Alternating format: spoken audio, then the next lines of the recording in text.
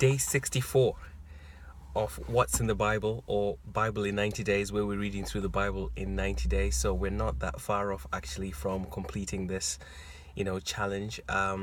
Day 64 is Ezekiel chapter 36 to 48, where we finish off, the book of Ezekiel. Then tomorrow we're in the book of Daniel, and the books start to get smaller and smaller. So Ezekiel is probably the last of the big chunky prophets like Isaiah and Jeremiah. So it's been a great time. We're beginning to see more of the themes that are coming out of the book of the prophets. I hope you are seeing them too, and if not, let me know whether you are seeing you're seeing something else. So that's great. So chapter 36, restoration of the mountains of Israel and the people. The restoration was not for their sake, but for God's holy name. So it's not as if, at some point they changed their behavior or whatever, but God simply decided that he was going to restore them. God does things for his glory. We see that in verse 22. Then verse 26, which is a preview of the new covenant that was coming, says, verse 26, a new heart I will give you, and a new spirit I will put within you, and I will remove from your body the heart of stone and give you a new heart of flesh.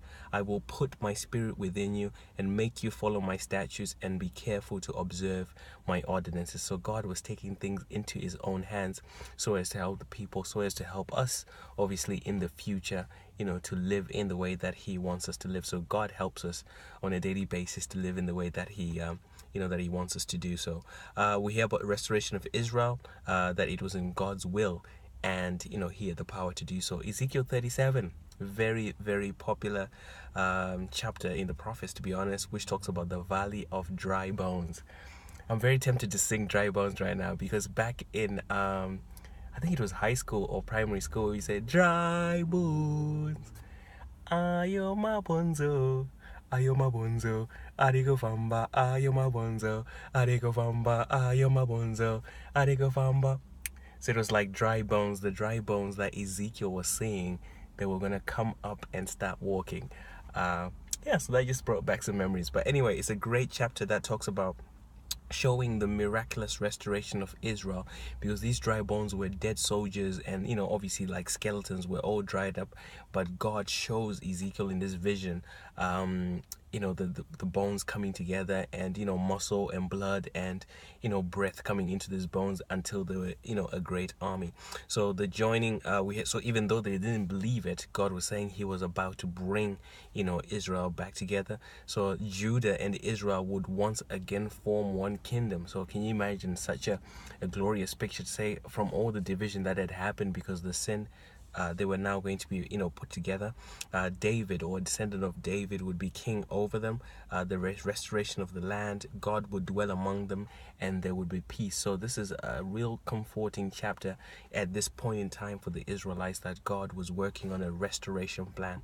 Chapter 38, the use of Gog and its future judgment. 39, judgment against Gog and the restoration of Israel. Chapter 40, things change up a little bit here. Ezekiel is taken up to see another vision that he was supposed to declare to Israel. So 40, 41, 42 is just a description of what this temple looked like and all the rooms that he was being shown, by the guy that was guiding him in this vision. Chapter 43, Israel would be a holy nation and God would dwell among them. Ezekiel was to show them the plans so that they, he would share it with the people. And we hear about the laws of some offerings. Chapter 44, more laws for the Levites and temple worship. Chapter 45, we hear about some land that was to be set aside as a holy district and the laws for the princes. Chapter 46, more laws again for offerings and festivals, around this temple. Chapter 47, another popular, chapter, talking about the levels of water in different parts, of the temple and outside, of the temple. And this water was fresh, living, and healing water that was flowing out. We hear about some trees, that were lining the banks, and, the fruit of the trees and the leaves, were for healing. We hear also about the boundaries of the land. And in chapter 48, the last chapter, the boundaries for this land again, and the tribes that would be allocated to them. And this city, this new city, would be called the Lord is there. So that's the end of the book of Ezekiel. Tomorrow we get into the book of Daniel. We continue the prophets. So we're only going to be doing the prophets now until day 70 when we get into the New Testament. So like you said again, the prophets, it's not as if it was events that were happening after, the end of Second Kings or Second Chronicles.